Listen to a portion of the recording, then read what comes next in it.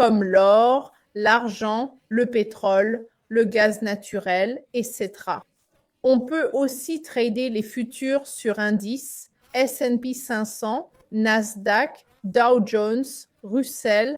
Ça s'applique aussi aux actions et aux cryptos. Bref, le footprint s'utilise pour presque tout trading intraday pour une analyse plus poussée.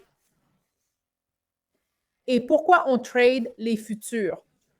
Franchement, quand je suis passée du Forex au futur, ma carrière de trader a totalement changé. Vraiment, mon niveau de jeu a explosé et il y a des raisons à ça. Quelle est la différence entre les futurs et le Forex?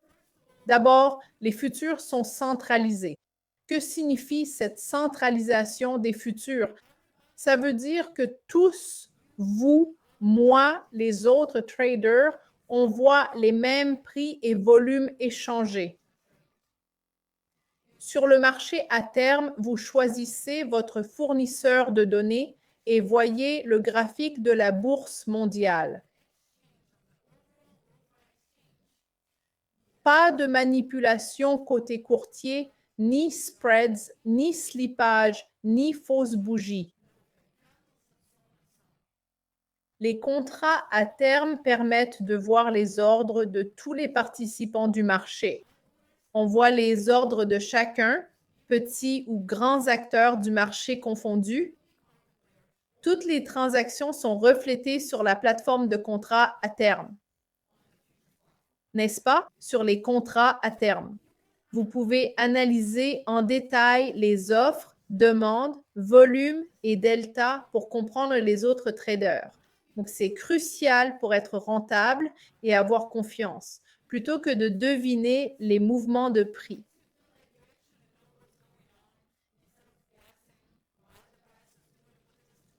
Vous voyez vraiment ce qui se passe et pourquoi sur le marché. Ça renforce votre confiance. Ça vous aide à savoir quand entrer et sortir d'un trade. Ça améliore aussi votre rentabilité au final. D'autre part, le Forex que j'ai tradé, j'ai vécu tout ça, c'est basé sur mon expérience. Le Forex est décentralisé. Seuls ceux avec le même flux de données verront les mêmes prix et volumes. Si on utilise une autre plateforme comme TradingView que beaucoup utilisent, c'est bien, mais pour le Forex, on choisit un courtier spécifique et on ne voit que ses volumes. Les prix varient toujours entre courtiers.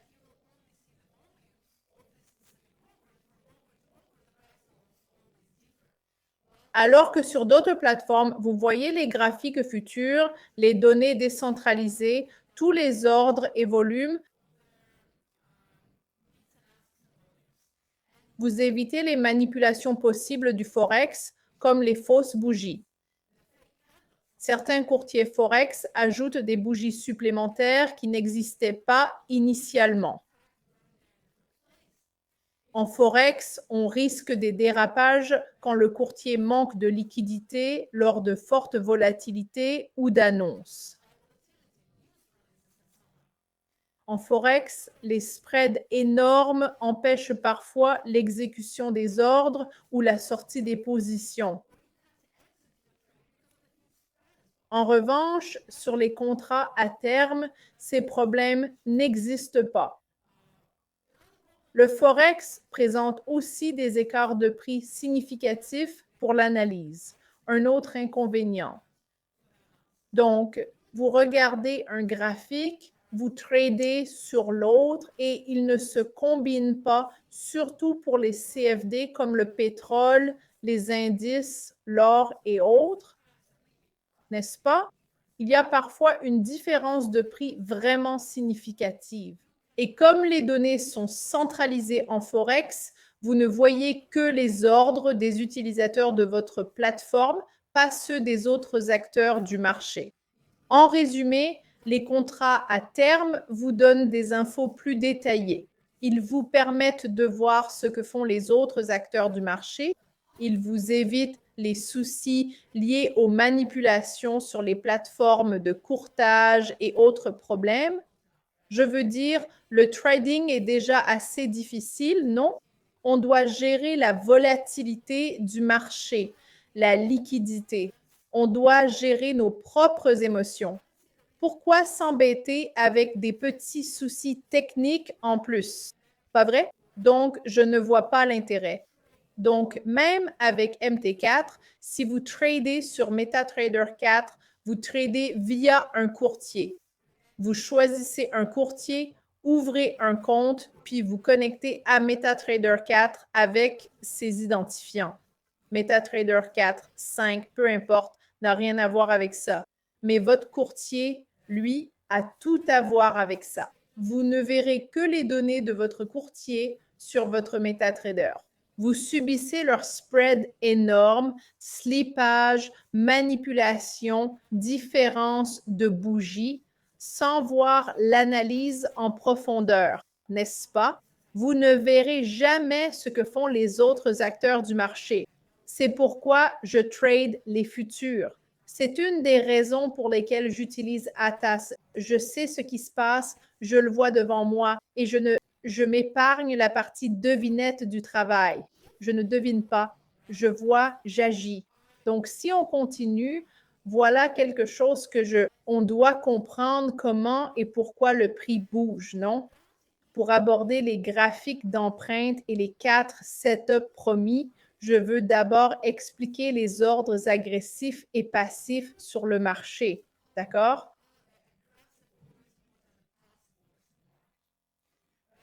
Sur le marché, on a deux flux d'ordre. Un flux d'ordre agressif et un flux d'ordre passif.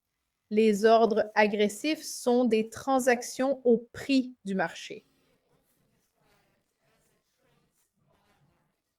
Quand on ouvre une position au prix du marché. On vend ou on achète au prix du marché. Encore une fois, les ordres agressifs sont au marché. Les traders les utilisent pour entrer immédiatement, sans attendre ni spécifier un prix. Un ordre au marché sera exécuté au premier prix disponible.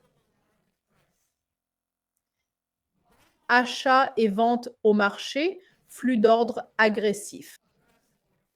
D'autre part, on a les ordres passifs et le flux d'ordre passif. Ce sont les ordres en attente passifs, comme les ordres limites d'achat ou de vente, non? Quand les traders veulent fixer le prix d'entrée en disant « je veux entrer sur le marché à ce prix précis quand il y reviendra », on utilise un ordre limite. Dans le flux d'ordre, on les appelle les ordres passifs. On les nomme ainsi car les traders qui utilisent ces ordres attendent passivement que le prix atteigne leur niveau d'entrée. Ils ne sont pas pressés. Ils attendent que le prix exécute leur ordre. D'accord? Voilà pour les ordres agressifs et passifs. Pourquoi devons-nous comprendre ce que sont ces ordres agressifs et passifs? Pour pouvoir comprendre l'empreinte, devant vous se trouve mon dessin. Je l'ai fait pour vous aider à mieux comprendre l'empreinte. Voici comment fonctionne l'empreinte. Devant vous, au centre de l'écran, il y a une bougie. En zoomant, vous verrez le graphique d'empreinte. J'explique aussi pour ceux qui n'ont jamais vu ce type de graphique. Voici l'intérieur d'une bougie. Il y a une offre et une demande. Dans la bougie, on voit les chiffres des offres et demandes exécutées par les traders du monde entier. Comme on connaît les traders agressifs et passifs, on peut comprendre ce que ces chiffres signifient à l'intérieur de l'empreinte. À gauche de l'écran, du côté de l'offre, nous verrons les barres. Si vous décidez d'entrer en position longue avec,